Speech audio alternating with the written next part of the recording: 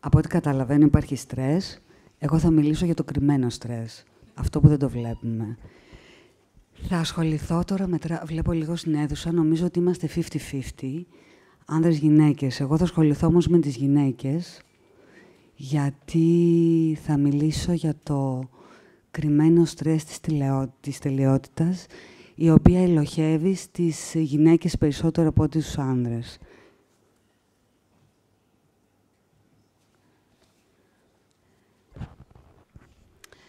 Δεν θα δείτε κείμενα γραμμένα, θα βλέπετε μόνο μια εικόνα και θα μ' ακούτε. Η τελειότητα τι πιστεύουμε ότι είναι, φίλος ή εχθρός? Βέβαια, μερικά πράγματα θα δείτε ότι ισχύουν και για τους άνδρες, απλά οι γυναίκες, τουλάχιστον και μέχρι τη δική μου τη γενιά, εγώ βέβαια είμαι και μητέρα, θεωρώ και τη γενιά του γιού μου, είναι τώρα 23 ετών, είναι γαλουχημένοι με ένα αξιακό σύστημα το οποίο θα περιγράψω. Πριν, η κυρία Σκαγιά μίλησε για την εταιρεία της, μίλησε για skills και πώς αυτές οι ικανότητες μπορούν να οδηγήσουν και να μεγιστοποιήσουν σχέσεις, συμπεριφορές, οικονομικά νούμερα. Εγώ θα προσθέσω σε αυτή την παρουσίαση της κυρίας Σκαγιάς τα ιδιαίτερα χαρακτηριστικά που υπάρχουν μέσα σε αυτές τις προσωπικότητες των γυναικών που καθημερινά καλούνται να πράξουν. Έχουμε μάθει από τα μικρά μας χρόνια να θεωρούμε την τελειότητα ότι είναι κάτι καλό. Συγγνώμη, θα φτιάξω το μικρόφωνο, γιατί είμαι και λίγο κοντή. Να είναι η τελειότητα ο τελικός μας στόχος. Να αγωνιζόμαστε για αυτήν. Να παλεύουμε ενάντια σε κάθε αντιξοότητα. Πολλές φορές, για να είμαστε κοντά στην τελειότητα, πάμε και ενάντια στον εαυτό μας, στις αντοχές μας. Γιατί για εμάς τις γυναίκες, η έννοια της τελειότητας συνδέεται πολλές φορές με την έννοια της τελειομανίας. Είμαστε τελειομανείς. Δυσκολευόμαστε να τις ξεχωρίσουμε, δηλαδή δυσκολευόμαστε να κάνουμε τη διάκριση ανάμεσα στην τελειότητα και στην τελειομανία. Αφήνουμε το στόχο μας για τελειότητα να μας καταβάλει απόλυτα. Τι γίνεται τότε όταν συμβαίνει αυτό? Αρχίζουμε να χάνουμε τον εαυτό μας. Σύμφωνα με το περιοδικό Times, εμείς οι γυναίκες αντιμετωπίζουμε πολύ μεγαλύτερο πρόβλημα έλλειψης αυτοπεποίθησης από τους άνδρες. Και θα εξηγήσω στην πορεία το γιατί. Αυτό μας κάνει να οδεύουμε στην τελειομανία, γιατί θέλουμε όλο και περισσότερο να προσπαθούμε για να γινόμαστε αρεστές. Στο μεταξύ, νιώθουμε ότι δεν έχουμε ανάγκη να ζητήσουμε βοήθεια, γιατί μέσα μας έχουμε αυτή την συνεχή πεποίθηση ότι πρέπει να είμαστε τέλειες από μόνες μας, γιατί έτσι μεγαλώσαμε. Γυναίκα. Μια ηθοποιός με πολλούς ρόλους. Από μικρές πιεζόμαστε να είμαστε τέλειες με κάθε τρόπο. Να μην τρώμε πολύ και παχύνουμε. Να βοηθάμε να είναι καθαρό το σπίτι. Να είμαστε πάντα περιποιημένες. Να είμαστε καλές φίλες, ερωμένες, σύζυγοι, μητέρες, εργαζόμενες, διευθύντριες, εργοδότριες. Τρελαίνουμε μόνο και που τα ακούω. Και επιχειρηματίες. Πόσο πιο αυστηρά κρίνονται οι γυναίκες στον πολιτικό στίβο από τους άντρες? Πόσο κάθε τι που κάνουν ή φοράνε ή κάθε τους χειρονομία ή μία τάκα τους κριτικάρεται? Πολλές φορές κριτικάρεται ακόμα πιο έντονα και πιο αυστηρά και από τις ίδιες τις γυναίκες. Γιατί οι ίδιες οι γυναίκες περνάνε τις γυναίκες από ένα πάρα πολύ σκληρό φίλτρο. Φίλτρο δεν το λέω και τόσο τυχαία. Αυτή τη στιγμή η γυναίκα σαρώνεται από φίλτρα σε κάθε στιγμή της ζωής της. Μας φαίνεται λίγο παροχημένο αυτό που λέγανε παλιά, η γυναίκα είναι δούλα και κυρά και είδαμε πολλαπλούς ρόλους στη δεκαετία του 50 στον χώρο της επικοινωνίας, γυναίκες οι οποίες ήταν πάρα πολύ ωραία ντυμένες, βαμμένες, χαρούμενες, να σκουπίζουν ένα σπίτι με την ηλεκτρική του σκούπα. Λογικό είναι να νομίζουμε ότι μέσα από τόσα χρόνια διεκδικήσεων τα έχουμε καταφέρει. Τόση φασαρία για ισότητα δεν μπορεί. Όλα έχουν πάει πάρα πολύ καλά. Ότι τα έχουμε κατακτήσει.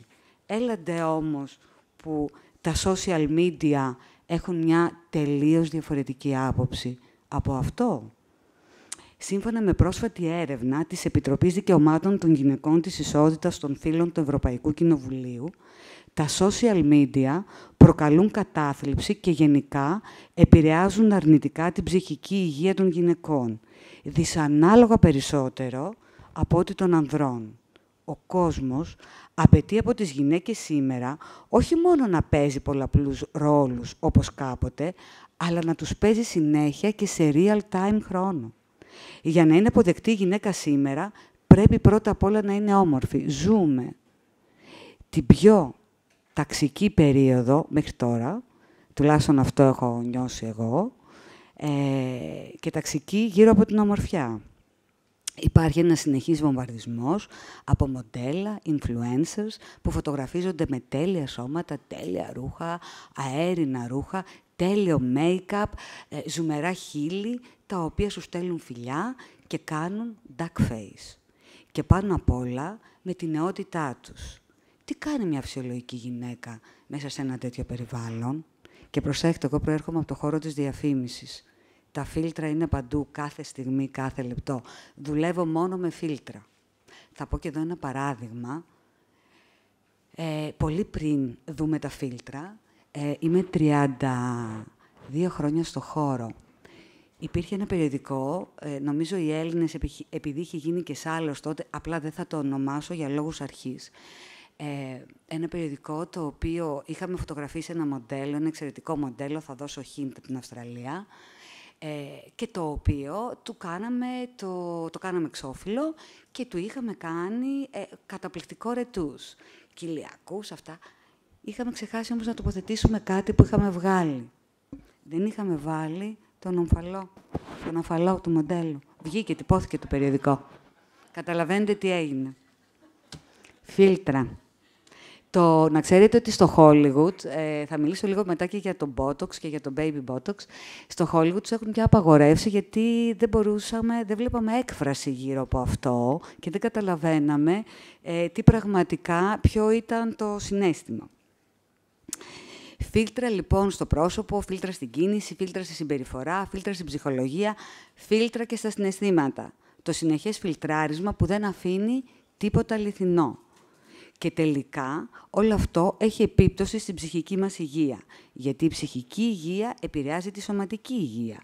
Και ακούτε εσείς οι γυναίκες εδώ μέσα αυτό που λένε ότι είμαστε 4 φορές πιο εκτεθειμένες σε αυτοάνοσα νοσήματα από ότι οι άνδρες.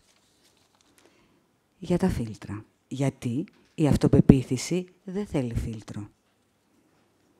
Μην αγαπώντας τον εαυτό μας, αφήνουμε να μας καθοδηγούν οι άλλοι. Αφήνουμε το σύστημα, το οποιοδήποτε σύστημα. Σύστημα μπορεί να είναι ο μικρός χώρος μέσα σε ένα γραφείο. Σύστημα μπορεί να είναι η ίδια η οικογένεια που απαιτεί. Σύστημα μπορεί να είναι ένα μεγαλύτερο εργασιακό περιβάλλον. Σύστημα μπορεί να είναι ακόμα και η ίδια η κοινωνία. Να μας υποβάλει το δικό της τρόπο σκέψης και συμπεριφοράς. Έχουμε πιστεί ότι πρέπει να ανήκουμε στους young and beautiful. Και κάνουμε ό,τι είναι δυνατόν για να βρισκόμαστε εκεί. Κάνουμε botox, κάνουμε baby botox από τα 15 πια. Οι ρητίδες μας δεν είναι η εμπειρία μας, δεν είναι η ζωή μας, δεν είναι η γνώση μας, αλλά είναι κάτι ενοχλητικές γραμμές πάνω μας που μας εμποδίζουν να φαινόμαστε νέες. Γεμίζουμε στήθια, αδειάζουμε πίστια, σηκώνουμε πηγούνια, ανεβάζουμε μάτια, φουσκώνουμε τα χείλη μας και όλα αυτά για να ανήκουμε στο κλαμπ των εκλεκτών και των αποδεκτών. Γιατί η εξωτερική εμφάνιση έχει έρθει και έχει στρογγυλοκαθίσει στο αξιακό μας σύστημα. Έχει γίνει ιδανικό, αξία και στόχο ζωής. Η προσπάθεια να γίνουμε αυτό που το σύστημα ορίζει αρχίζει δυστυχώς πια από πάρα πολύ νωρίς. Και αυτό φαντάζεστε πόσο καταστροφικό είναι, γιατί τελικά δεν έχουμε άμεση επαφή με αυτό που πραγματικά είναι η προσωπικότητά μας. Η κυρία Σκαγιά μίλησε πριν για την αξία της ενσυναίσθησης. Ήταν, νομίζω, το παρατήρησα το νούμερο 3 στην κατάταξη, στο πόσο καλά μπορούμε να κάνουμε πώληση. Μα πώς μπορώ να έχω ενσυναίσθηση όταν εγώ δεν μπορώ να συναισθανθώ τον εαυτό μου, όταν δεν είμαι σε επαφή μαζί του. Άρα, φτάνουμε στο σημείο να λέμε ότι έχουμε στο τέλος ανάγκη από ένα ψυχολόγο για να έρθουμε σε επαφή με τον ίδιο μας τον εσωτερικό κόσμο και να αρχίζουμε να έχουμε έναν θετικό διάλογο μαζί του. πώς θα πετάξουμε ένα-ένα αυτά τα φίλτρα? Να κοιτάξουμε τον ήλιο κατάματα. Δεν νομίζω ότι τον κοιτάμε. Να κοιτάξουμε τον εαυτό μας κατάματα και να τον αγαπήσουμε. Φίλτρο καριέρας. Μιλάω για φίλτρα, γιατί όπως σας είπα, αυτά χρησιμοποιώ στη δουλειά μου. Τα ξέρω, γιατί με αυτά αλλάζω τα γραφικά, τα παραμορφώνω, το μανιπιουλάρω, τους αλλάζω σχήμα, τους αλλάζω μορφή, τους αλλάζω χρώμα. Με αυτόν τον τρόπο δημιουργώ μια τελείως διαφορετική άποψη, ένα τελείως διαφορετικό μήνυμα. Βλέποντας λοιπόν τι κάνουν τα φίλτρα στη δουλειά μου, νιώθω την ανάγκη να μιλήσω για το τι κάνουν στις γυναίκες.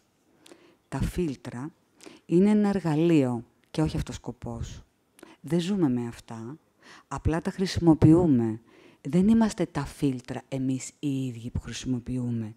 Είμαστε ο υπέροχος, ατελής εαυτός μας. Αυτός που προξενεί αγάπη στους γύρω. Γιατί πιστέψτε με, ο τέλειος, αψεγάδιαστος εαυτός είναι ένα κέρινο ομοίωμα που απλά το παρατηρείς, σου αρέσει, αλλά το προσπερνάς. Δεν έχει ιδιότητες, δεν έχει χαρακτηριστικά, δεν έχει προσωπικότητα για να μπορείς να το θυμάσαι. Θα σας πω ένα παράδειγμα, γύρω από την προσωπικότητα. Όλο αυτό, βέβαια, εγώ το είχα στήσει πάρα πολύ για τις γυναίκες και βλέπω στην αίθουσα πάρα πολλούς άντρες και θέλω να δω πώς μπορώ να το γυρίσω. Θα το γυρίσω λίγο στο τέλος και θα σας αφιερώσω μία σελίδα, θα τη δημιουργήσω τώρα. Πάρα πολλές φορές, επειδή εγώ είμαι και στο χώρο της επικοινωνίας, στη χώρα μου έχω χτίσει και ένα πρακτορείο μοντέλων, δηλαδή σε επίπεδο στρατηγικής και επικοινωνίας, είμαι μέσα στο χώρο του ωραίου, όλα πρέπει να είναι ωραία. Αυτό το πράγμα είχε δημιουργήσει μία ταξική διάσταση στο ποιος μπορεί να με συνοδεύει. Είδαμε και δημιουργήθηκαν και έξτρα επαγγέλματα που οι γυναίκες θέλησαν να είναι και συνοδοί. Προσέξτε τώρα μία λεπτομέρεια, δηλαδή απλά ως παρουσίες να καθίσουν δίπλα σε έναν άνθρωπο για να εκτελέσει μία κοινωνική ανάγκη που μπορεί να έχει. Καταλαβαίνετε πώς η ομορφιά γίνεται προϊόν και πώς ο άνθρωπος γίνεται και αυτός μέρος αυτού του προϊόντος. Θα περάσει βραδιά, θα πούνε συνοδευόταν από μία πάρα πολύ ωραία κυρία, και μάλλον μοντέλο ήταν, θα το πούνε. Αυτό γίνεται ακόμα και σήμερα κατά κόρον. Αλλά δεν θα μείνει μετά από 2 μέρες κάτι. Αντιστοίχως, έχει τύχει να έχουμε γυναίκες σε ένα κοινωνικό γεγονός που δεν είναι ούτε 3 μέτρα, ούτε... Δεν θέλω να πω τώρα ιδιαίτερα χαρακτηριστικά, γιατί ακόμα και αυτό όταν το αναφέρω, το θεωρώ ότι είναι λίγο ταξικό και κάνω bullying σε μένα, ας πούμε, που είμαι 1,59. Θα ήθελα να ήμουν 1,80, δεν είμαι όμως. Και περνάνε αυτές λοιπόν οι γυναίκες, οι οποίες δεν έχουν καθόλου αυτές τις προδιαγραφές του σήμερα, αλλά έχουν μία έντονη προσωπικότητα και τελικά αυτές τιμάσαι λόγω της προσωπικότητας της οποίας έχουν. Γιατί το κέρινο ομοίωμα δεν πρέπει να σου προκαλέσει ποτέ συναίσθημα. Αυτή η εντύπωση δεν κερδίζει μόνο την καθημερινότητά μας και την αναστροφή μας με τους δικούς μας ανθρώπους, αλλά και με τους πελάτες. Personality είναι τόσο σημαντική λέξη και θεωρώ ότι αυτό δεν αγγίζει βέβαια μόνο τις γυναίκες, αγγίζει και τους άνδρες.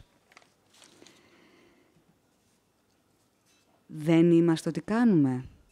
Οι τελειομανείς θέλουν να μας κάνουν να πιστέψουμε ότι η αξία μας μετριέται με το τι κάνουμε και όχι με αυτό που είμαστε.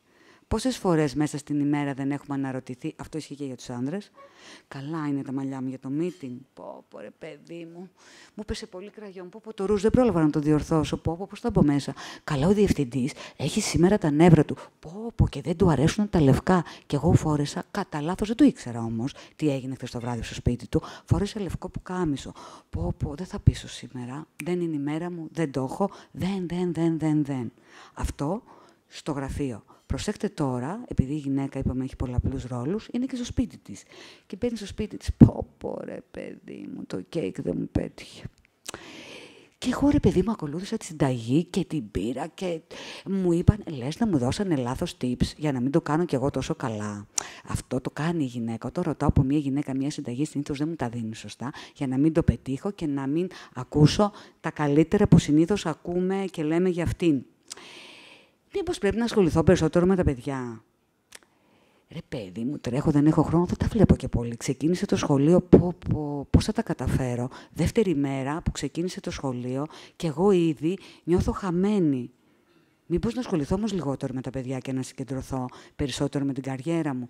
Κρίση στη χώρα, οι διευθυντές αλλάζουν, δεν με παίρνει, δεν θα ασχοληθώ με τα παιδιά, θα ασχοληθώ με την καριέρα. Έχω και ένα δάνειο που τρέχει, πήρι, και όλο αυτό το πράγμα είναι μία ύποπτη φωνούλα που ό,τι και να κάνουμε δεν είναι τέλειο. Και εμείς παλεύουμε για το τέλειο. Νιώθουμε ότι είμαστε σαν μία ρόδα για χάμστερ. Εκεί έχουμε μπει τώρα. Και γυρίζουμε γύρω-γύρω από αυτό. Έχει αποδειχθεί, εδώ περιγράφω λίγο και τον εαυτό μου, έχει αποδειχθεί ότι το να είναι κανείς τελειομανής είναι επιζήμια για τη δουλειά του. Και ειδικά όταν βρίσκεται σε επίπεδο ηγεσίας. Όσοι δεν συμβιβάζονται με τίποτα λιγότερο από αυτό που θεωρούν τέλειο, τελικά παράγουν λιγότερο γιατί καθυστερούν λόγω της αιμονής τους στην τελειότητα. Δεν ξέρω αν αυτό σας λέει κάτι, αν αυτό σας συμβαίνει, υπάρχει κι άλλος εδώ στο χώρο που να είναι τελειομανής. Η συνεχής προσπάθεια για το τέλειο οδηγεί σε κάψιμο, αυτό που λέω τώρα είναι πραγματικό, μικρών φαιών κυτάρων και φυσικά στην αναβλητικότητα. Εμποδίζει τη λήψη αποφάσεων, την καθυστερεί δηλαδή, γιατί ελοχεύει συνεχώς ο φόβος μήπως η απόφαση δεν είναι σωστή. Βάζει φρένο στην ομαλή ανάπτυξη σχέσεων με τους συνεργάτες, μα και η τελειομανής επιδιώκει τον έλεγχο καταστάσεων και ανθρώπων. Είναι δυνατόν. Το κυνήγι του τέλειου ανεβάζει τα επίπεδα του στρες, αγαπητές μου κυρίες, και οδηγεί σε κατάθλιψη, ψυχαναγκασμούς και χαμηλή αυτοεκτίμηση. Στο χώρο όχι μόνο της δουλειάς, αλλά γενικά στη ζωή μας. Συνεχίζει να είναι σαν ρόδα για χάμστερ. Καιρός όμως να κατεβούμε. Το πρώτο βήμα είναι να θέσουμε ρεαλιστικούς στόχους. Τους έχουμε επιτύχει στο παρελθόν, είμαστε πάρα πολύ ικανές, οπότε ξέρουμε ότι μπορούμε να το κάνουμε και στο μέλλον. Αντί για το γνωστό ή όλα ή τίποτα, καλό θα είναι να επιτρέψουμε στον εαυτό μας να μετρήσει τις επιτυχίες όχι με το πόσο ψηλά έφτασε, αλλά με το πόσο χάρηκε τη διαδικασία. Αν κάνουμε λάθος, ας το δούμε ως μάθημα. Σκεφτείτε πόσες φορές έχουμε μάθει από τα λάθη μας. Τα λάθη είναι πολύτιμα. Κανονικά δεν θα έπρεπε να υπήρχε αυτή η αρνητική έννοια των λαθών. Υπάρχει μια μαγική λέξη που αποδίδεται καλύτερα στα αγγλικά και είναι το delegate. Οι τελειομανείς συνήθως κάνουν όλη τη δουλειά μόνοι τους. Μα φυσικά και την κάνουν μόνοι τους, γιατί υπάρχει κανένας καλύτερος από αυτούς. Μπορεί να την κάνει καλύτερα. Θα δει αυτή τη λεπτομέρεια. Σας θυμίζει κάτι αυτό? Κι όμως, το να κάνεις delegate, να αναθέτεις δηλαδή μέρος της δουλειάς σου σε κάποιους άλλους, σου επιτρέπει να ανταγωνίζεσαι στο κομμάτι που κάνεις εσύ ή που θες να κάνεις εσύ καλύτερα. Γιατί σου δίνει χώρο και χρόνο. Κυρίες μου, προσπαθήστε να επιτύχετε την πολυπόθητη ισορροπία δουλειάς και προσωπικής ζωής. Να τρώτε σωστά, να κοιμάστε σωστά, να ασκείστε και να πηγαίνετε διακοπές, να ερωτεύεστε, να φροντίζετε τον εαυτό σας. Ξεχάστε τη λέξη perfectionist και ενστερνιστείτε τη λέξη high achiever. Τέλειο? Όχι. Καλύτερο ναι. Δεν πασχίζουμε για την τελειότητα, πασχίζουμε για την καλυτέρευση. Έχουν τεράστια διαφορά αυτά τα δύο. Η καλυτέρευση είναι ένας αγώνας που διαρκεί σε όλη τη διάρκεια της ζωής μας. Και είναι πολυεπίπεδη η καλυτέρευση. Αποτελείται από χιλιάδες καλοπάτια. Κάθε φορά που κατακτάμε ένα από αυτά, γεμίζουμε χαρά, ενθουσιασμό, αγάπη για τη ζωή και πίστη στον εαυτό μας. Η καλυτέρευση είναι μία διαδικασία, μια γραμμή ενιαία. Ένας δρόμος με τις στροφές της, τα σκαμπανεβάσματά της, τις καμπύλες, έχει γωνίες, τεθλασμένα τμήματα. Έχει ένα πλουραλισμό. την ανακαλύπτεις. Μέσα στη διαδικασία της καλυτέρευσης έχουμε τη δυνατότητα να πέσουμε και να ξανασηκωθούμε. Μαγικό. Όσες φορές μας το επιτρέψει η ζωή, είναι ένα θείο δώρο. Γιατί αντιλαμβανόμαστε, κατανοούμε, καταλαβαίνουμε και είναι μέρος της διαδικασίας που ο άνθρωπος μπορεί να αποκτήσει ενσυναίσθηση. Κάνουμε λάθη και τα διορθώνουμε. Ξανααποτυγχάνουμε και ξαναδοκιμάζουμε. Ξέρετε, λένε οι ειδικοί ότι ένας άνθρωπος θα επαναλάβει το ίδιο λάθος τόσες φορές όσες χρειαστεί να συνειδητοποιήσει ότι πλέον δεν τον ικανοποιεί το αποτέλεσμα της πράξης αυτής. Σκαλί-σκαλί ανεβαίνουμε γεμίζοντας τη ζωή μας από εμπειρίες και σοφία. Η τελειότητα από την άλλη είναι μονοδιάστατη. Είναι μια τελεία. Ένα μόνο σημείο στίξης, άφιξης, χαμένου κάπου στον ορίζοντα. Δεν μπορούμε να το δούμε. Το φανταζόμαστε. Φανταζόμαστε απλά ότι κάπου υπάρχει, κάπου βρίσκεται. Είναι νησί. Δεν συνδέεται με τίποτα. Δεν έχει πριν ούτε μετά.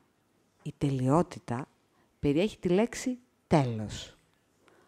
Ας μην αρχίσουμε από το τέλος, αλλά από την αρχή. Ας αγαπήσουμε κάθε στάδιο, κάθε μορφή αυτού του σταδίου.